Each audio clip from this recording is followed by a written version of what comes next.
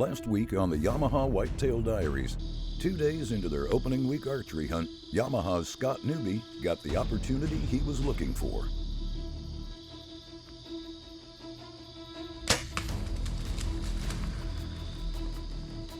Watching as the blackout lighted knock disappeared into the woods, Scott reached for his phone and alerted the crew that an arrow had been flung. 2 hours later, they were back in the field. 80 yards from the point of impact, Scott found his buck, and the celebration was on. Oh, he's right there! Yes! Heck yeah! Oh, shoot, yeah. That's too cool. I mean, it was just the most exciting thing when you have everyone else there with you too, just to celebrate. It was just a phenomenal occasion. I mean, I couldn't even sleep later that night. I was just so excited. This is one of the coolest things about a big camp. If you bow hunt or gun hunt or hunt, everybody understands it. You get to celebrate it. You get to enjoy the moment with everybody. I mean, it's a team effort when we're doing this. And so we loaded up a side by side. You know, those are just absolutely necessary around this country to get to the deer. With the first of the season down, the sun rose on day 3 and camp life resumed as normal. Middleton manned the grill while the rest of the crew took care of business back at home or got in some practice time with their blackout bows. To me, it's what hunting's all about. You know, it's not necessarily about the going out and killing an animal, which is awesome when you get to do it, but there's only so many days you actually harvest an animal when you go hunting. So to make it fun and everything else that you do around camp, around town, going to play golf. Went and played golf while we were here, eating at new places that you never ate before. Just everything you do around camp is what makes it fun. Going into their 9th season of this now annual tradition, hunting with Salt River Outfitters in Kentucky, the crew knew what to expect, but what they didn't count on was the weather. Literally within hours of getting here, get a rainstorm and it's in the 70s, and it doesn't get any hotter for a couple of days, and that is just not typical. Historically, this time of year is hot. The early season cold front has messed with the wind direction, and nighttime temps are falling into the 40s. The usually patternable deer reacted accordingly. They shut down. The stealth cam game cameras are showing plenty of activity late at night, but neither Wade nor Steve has even caught a glimpse of a potential shooter. So as we get into day 3, now the winds are starting to change. And so we're kind of all moving around. Gentry and I had spent an evening sitting in this cool pop-up, saw a few deer there along a soybean field. You know, Steve was still playing hopscotch back and forth, trying to figure out where things were gonna go. But all during this, I'm looking at the weather. We're looking at all the data from the scouting cameras, because as that wind gets back to the east-southeast, I know from past experience there's a whole lot of areas that are getting ready to open up that we can go to that we hadn't been able to hunt and nobody else has. While Wade makes his approach, we'll check in with Yamaha's Steve Nessl. Heading out in the all-new Yamaha RMAX 4 1000, he's chasing a mature buck that has been captured on the stealth cam. His movements have been routine up until the cold front. Where we were hunting, we were on the big hill first night, and I guess my immediate assumption is we'd come back to the big hill, but there was another stand a little further up, and we knew there were deer on it as well. We didn't have a camera on it. They were feeding both spots, and we decided, I don't want to say last minute, we talked about it throughout the day, maybe we go up and see what, you know, maybe that shooter was up on that other stand, because he didn't come to the big hill stand. And we started seeing deer quite a bit right away, but wind wasn't good. Why? Because they were coming from everywhere. Didn't come close to getting a shot. What was the worst part about the evening? Looking at our phone, the deer we were hunting was at the big hill stand. I'm looking at him on my phone, and he's standing probably 400 to 500 yards away. Day 3, plans made. He showed up. We're gonna go hunt him. We're gonna get it done. The confidence actually was really, really high.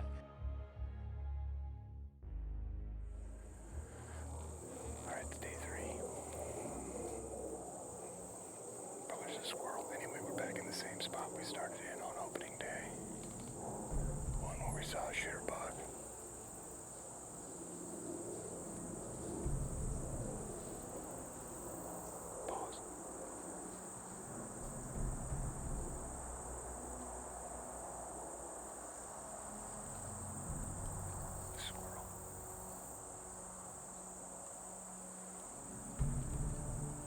And then we get in the stand and the wind's wrong and we're getting blown by deer we can't even see. Deer that shouldn't be blowing at us, I don't know if they're blowing us, but they're blowing. The does that are in front of us are looking straight at us, looking through our soles, and we never see the shooter. That's it. Probably the most stressful sit I've ever had. Never sat so still for so long in my entire life. Wind screwed us. Deer were blowing everywhere just for no reason. Because we were downwind of them, and not moving. I don't know, but, we saw animals. We were confused by them, but we saw animals, so we're out of here. Back on this adventure of the Yamaha Whitetail Diaries, we're in the field just outside Lawrenceburg, Kentucky, with Wade Middleton. You get into the next day, and this is pretty typical when we're over here. We got up, ran out and played 9 holes of golf, went into town, ate some pizza, ran into a bunch of friends. And we kind of got the decision for me to go a long ways away. I mean, I felt like I was hunting about an hour on this one, but we had to go hang a stand, we had to do some things, we had to make some adjustments to get set up in this area. And when you do that at the last second, sometimes everything works out, sometimes it doesn't. It's day 3 of our hunt. I've moved again. There's just soybeans everywhere, creek bottoms, big area, big area. We jumped several deer coming in. We've got a camera stand for Gentry to be on my left. I'm setting up in a hawk lock on. We're a little bit late getting in this afternoon. We actually played golf today and then went and rehung sand. So, kind of playing in the morning, hunting in the evening, and it's time to hike in and climb up, see what we can see. Up in the stand, it was a long minute before the first couple does and their fawns started to trickle in. About as sexy a fun place as you can set if you're into deer hunting. We had, kind of a big long row of trees that separated a food plot on one side, soybeans on the other. Bedding area is about 360 degrees around you, creek hollers. I don't know what's all down in each one of them, and full of deer. We saw a lot of deer tonight. Best set that we've had on this trip as far as numbers of deer, and some decent young bucks out there milling around as well, but nothing got up next to us, nothing. Obviously it was for sure shootable. Well, exciting set, a lot of deer. Action on both sides of us. Soybeans, there was an old food plot over here, creek bottoms, rolling hills, rolling hollers. I don't know how many deer we saw, it was a bunch. Saw some decent young up-and-comers, nothing ever that we would have shot, nothing ever came into range, but got some ideas for the future, and that's all you can ask for. I mean, what a great evening to set. So let's head back to camp, see how everybody else did.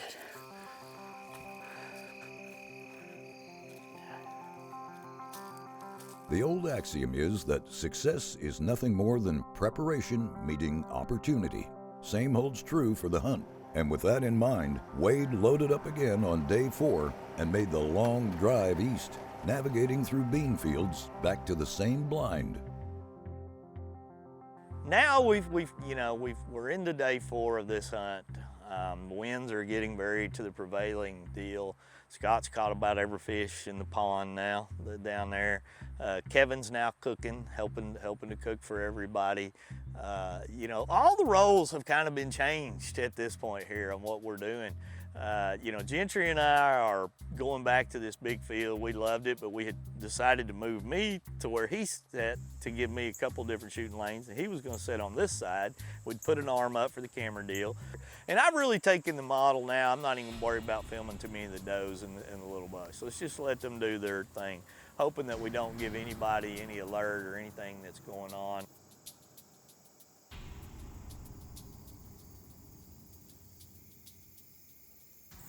That's day 4. We're up in the stand. We're in the same spot we set yesterday, except I sat on this side, Gentry sat on this side. We switched it up because we saw a lot of deer down here coming out of this bottom, moving around. They showed up out here a lot earlier. We also saw a lot of deer over here. I mean, this is like a deer buffet of all time. I mean, there's acres and acres of soybeans, but I felt like this side maybe gives me a little more chance just because it's going to be shady earlier, but we've got to be really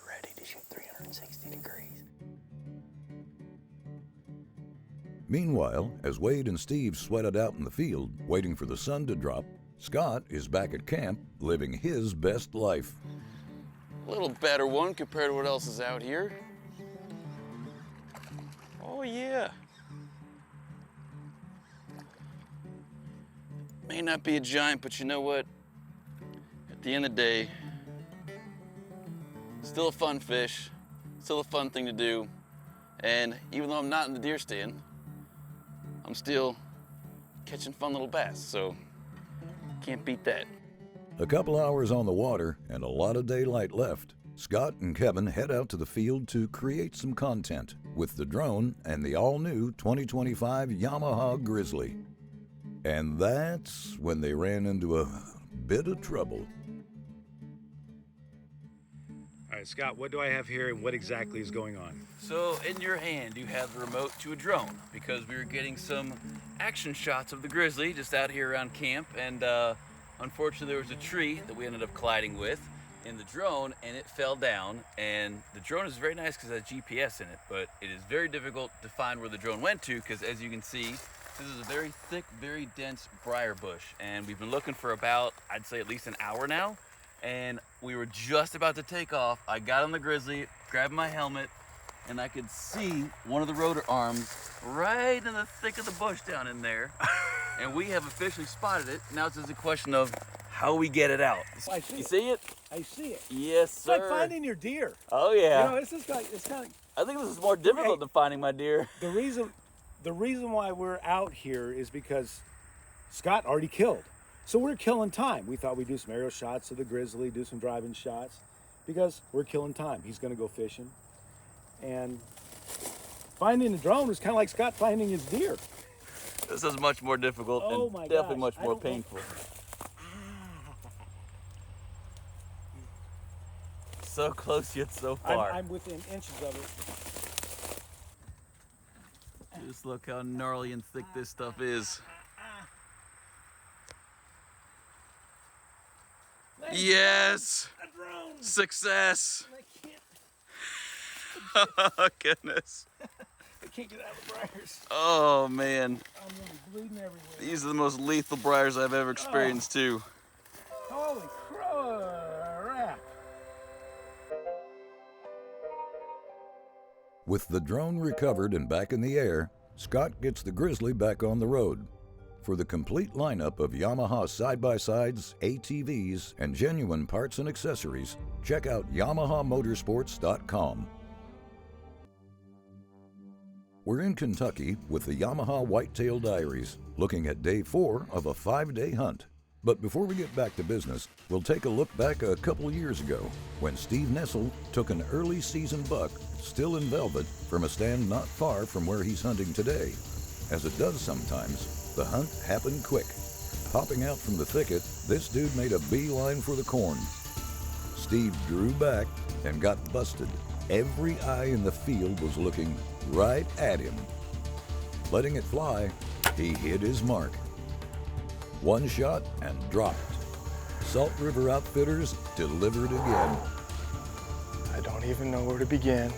Catch the full hunt online at OutdoorAction.com. It's a free app, streaming 24/7. Oh, man. Yeah, I can't complain about the experiences up here in Kentucky. I really can't. Those experiences don a bourbon barrel in a wall in my home. They've helped feed my family, all on top of doing business and creating content, hanging out with friends, and it's been an adventure, quite literally. 4th day, and I only have 5 to hunt. It is what it is. But on day 4, we know the wind isn't great at the big hill, and it's shifting. And they have some stands, Salt River does, that they haven't used yet because of the wind. It hasn't been great for certain setups. So Joey helped us out. He's like, here's a spot. First time hunted this year. There's a good deer in there. Hopefully, we can get something to walk out in front of us. Once again, it was a long sit. The corn pile, typical of hunting in most states, was empty for the first few hours. Getting later, it's getting close to 7 o'clock, shooting lights between 8 and 8:30, and here comes a spike. And he comes in, he gets settled, he's calm. He doesn't even know we're there. The next deer I see is a small 8-point that's walking from right down below me. I'm like, hope it doesn't catch my wind. It didn't. It wasn't much wind either, so that's kind of good. 8-point gets up into the field, it settles in, plays with the spike a little bit, push each other around, probably lick each other's noses, I don't know. But they're fine, we're fine, it's calm. And then I hear crunching, and I look down, and that's when I lost my breath.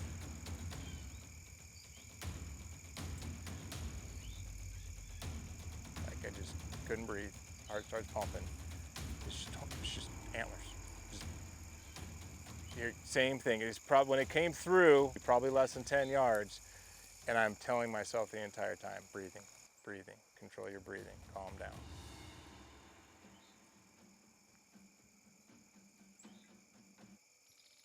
Like almost exactly 20 yards away.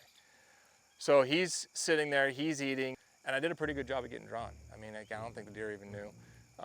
Super quiet, didn't make any stupid noises, any adverse movements. And I got it up, and I got, Garmin 0, I got the sight, I got it ranged, I got the red dot, and then it all went to shoot.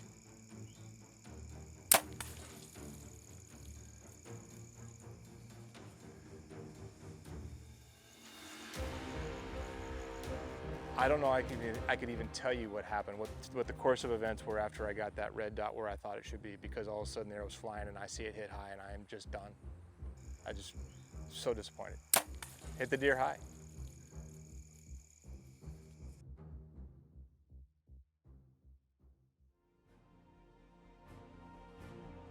Back in Kentucky, it's day 5. Before we went to break, Steve got a shot on a good buck. Pulling it high, back at camp, the crew watched the video, and it was decided not to push a wounded deer. The next morning, the entire camp was out in full force. If he was on the ground, they were going to find it. To be honest, I'm not sure what the levels of hope are. We'll be able to locate this deer. We're not even sure if he's going to die at this point, but based on where the shot was. Don't see any sign yet. We got the whole camp out here, literally the entire camp out here helping me out, so that's very much appreciated. And we thought we heard a crash. I don't know why, but we thought we heard a crash. Probably still more that direction, so we're gonna make our way over there. Look for sign the whole way, and keep our fingers crossed. Yeah, that's all I know right now. There wasn't much of a blood trail, nothing more than a few spots here and there, indicative of more a flesh wound than lethal hit. Regardless, not the intended or desired expectations. The crew stuck with it, and after several hours and miles of searching, the trail petered out.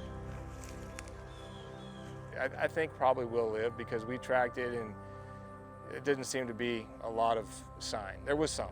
There was, enough. He's hit. We have footage of him getting hit in the wrong spot. So, fingers crossed he doesn't want to come here and kick my ass for hurting him, but ends up trolling around, gets into the rut, has a good time, and eventually is a trophy for somebody else because, like I said, that would be the best case. And I'm just going to go ahead and hope that ends up being the case.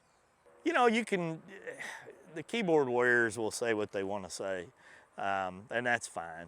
They can do what they want to say. I mean, buck fever, shot was high, the deer's going to live. I mean, those are all the things that are running through my mind. But you hate that for any hunter in camp. I mean, that kind of puts a little downer, but it's happened several times in Kentucky, it happened in Texas, happens in Kansas. I mean, it just happens. And you wish it would end different because you want everybody to win and be successful, but that's just not the reality of hunting. That's going to do it for another season from Kentucky. Plans are already in progress for 2025. We'll see you then. Keep up with the Yamaha Whitetail Diaries on social media. We're pretty easy to find. And remember, for the very best in gear, electronics, and more, Bass Pro and Cabela's have you covered.